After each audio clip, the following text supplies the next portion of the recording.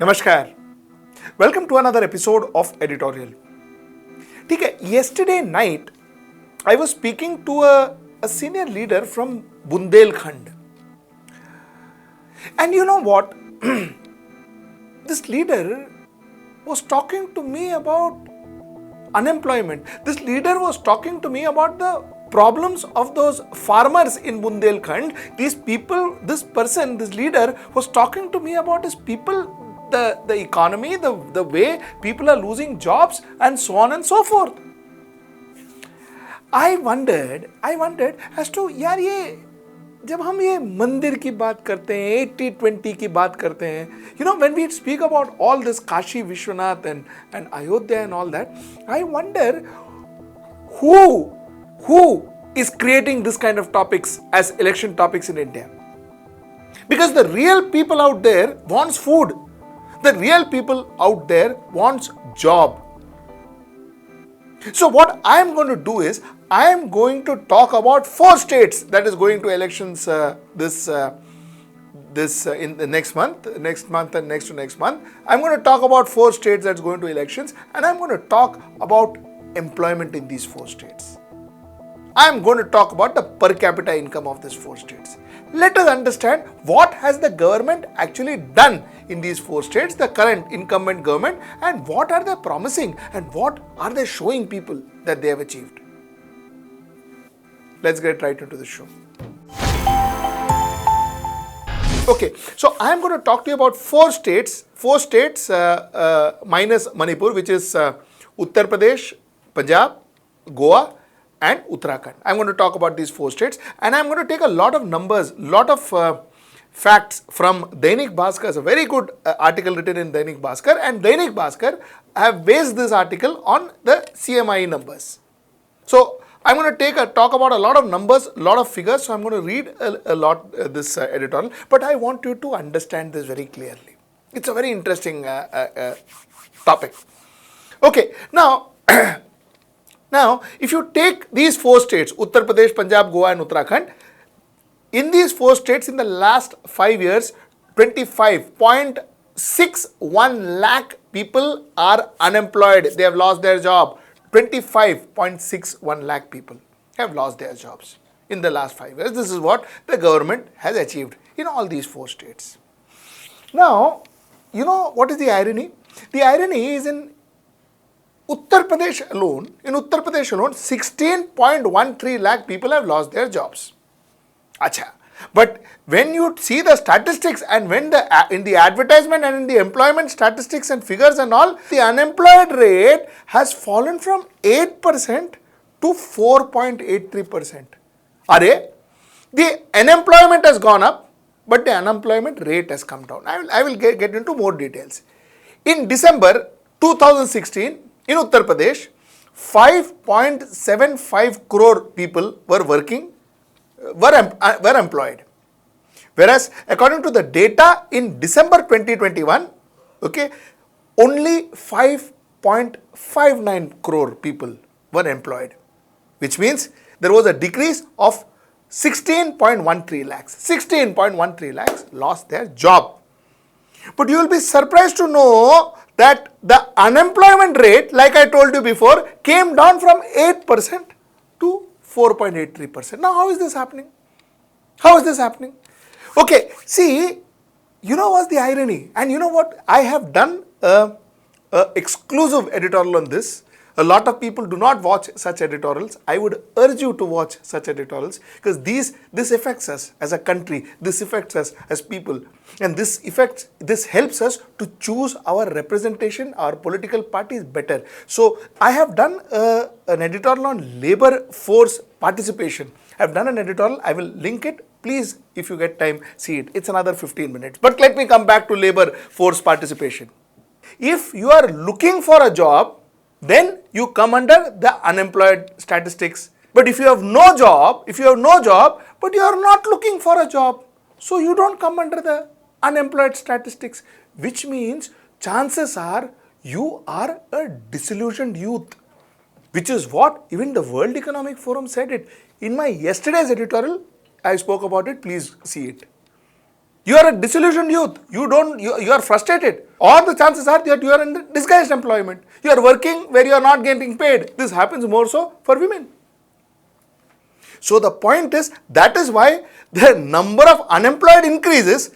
2016, 5.75 crores employed, and 2021 only 5.59 crores employed. But the number of employment decreased by 16 lakhs or 16.13 lakhs, but your unemployment ratio reduced from 8% to 4.83%. Please understand, these are things you need to check when figures are thrown out to you. Now let us talk about Uttarakhand. In Uttarakhand, in December 2016, 32.23 lakh people were employed, whereas in December 2021, only 27.82 lakhs were employed. This means that in 5 years, 4.41 lakh people were unemployed. The unemployment rate increased from 2.3% to 4.08%. This is the status of Uttarakhand. Now, mind you, even in Uttarakhand, the labor force participation has decreased.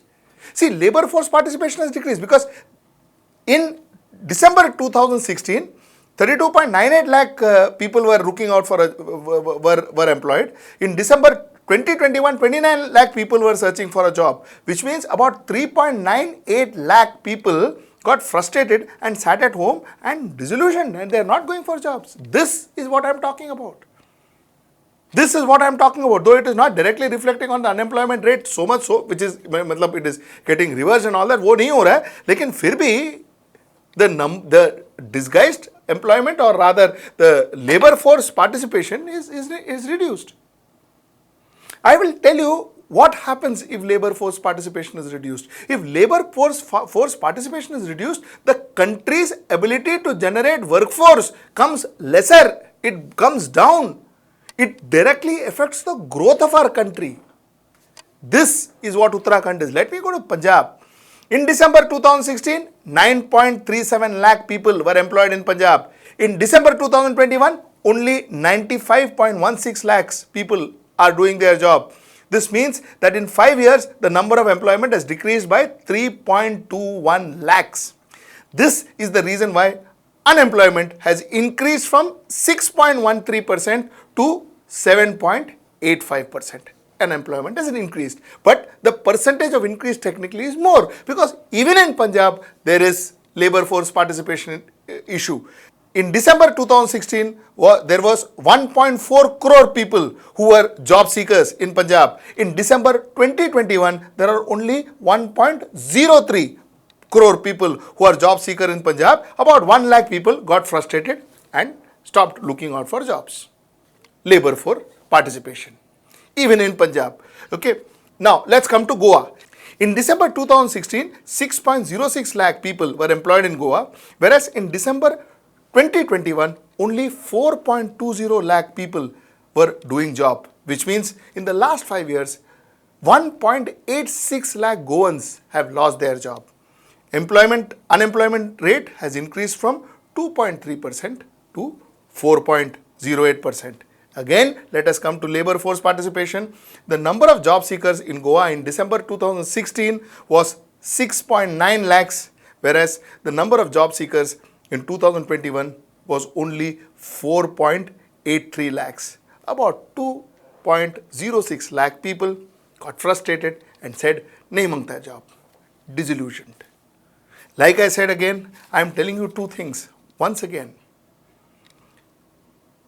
disillusioned youth is a big problem in India, and it is getting bigger and bigger. I spoke about it in detail yesterday. I am repeating it today.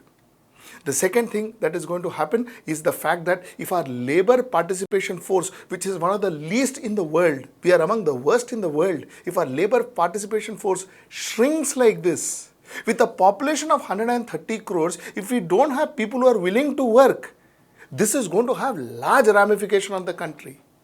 These are issues that should be discussed, that should be talked about, and that should be in the manifestos of these political parties that are coming in front of you. Not caste, not communal, not creed. This is what one should be talking about. This is what we should be asking our politicians. Let me also give you some more figures.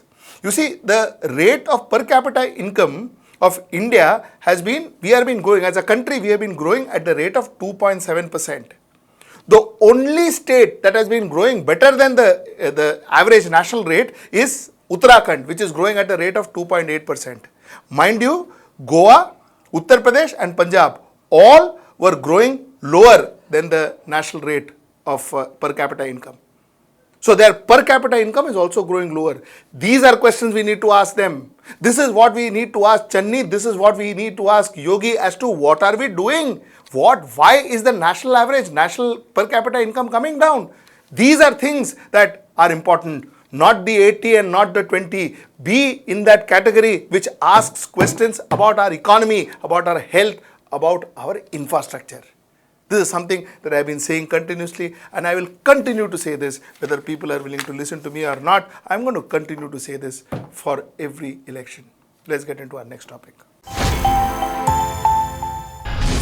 My next topic is a very short topic. You see, a British court, a London court has asked Vijay Mallya to evacuate his house. He was staying in a very plush place in London.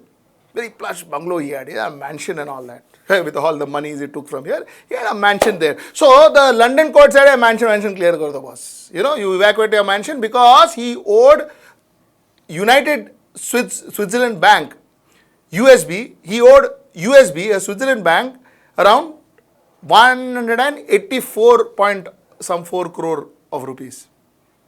184.4 crore rupees. So the bank won the case and the court said, "Tum nikal jao, evacuate and go and give it to the bank." Mallya pleaded, saying that, "Give me more time, I will pay, Baba. Give me some more time." Bank, court said, "Time nahi hai, bank has to be paid." Hamara paisa hai. People of Europe have invested in that bank. It's our money. You please pay the bank. You can't pay the bank. We have no hope that you are going to pay the bank. So evacuate. Theek hai, done. What I do not understand and what gets my goat is that, this man owes Indian banks close to 9,000 crores. Now there are figures that are popping up that he has paid 4,000 crores, some say 5,000 crores, some say 6,000 crores. So I don't know about that. So please take it that way, because I don't know the right figure. So I will not mention any figure. To the best of my knowledge, he owed Indian banks 9,000 crores. How much he paid back, I am not sure. That said, these courts in London, these courts in Britain, they are not bothered about Indian money. They are not bothered about 9,000 crores that this man owes Indian companies, Indian banks. But when it came to their own European bank, they evacuated, घर से उठा के बाहर फेंक दिया, thrown out of his house. His house is now mortgaged. How fair is this? How fair is the justice system? What kind of justice system are we talking about? And what I do not understand is what is our external affairs team and our legal team doing? This is, what kind of lopsided justice is this? कि भाई हमारा पैसा important, India का लोगों का पैसा भाड़ में जाए. What kind of logic is this and what kind of justice is this? Think about it. Think about it. And please do subscribe to our channel. Please pay us some money. Get into our subscription mode. Pay us. Subscribe to our channel. Your payment is very important for us to survive. And do log on to our website www.hwnews.in. We've taken a lot of pains to make this website. We've taken a lot of pains to now make this website robust. Earlier on, our website would crash very often. Now we've made it robust. Number of articles have increased. We are trying to get you good stories. In a couple of months, we'll get you better. But all the same, with our limited budget, whatever we can, we're getting you good stories. Please log on to our website and please subscribe to us. Till I see you next time. Namaskar.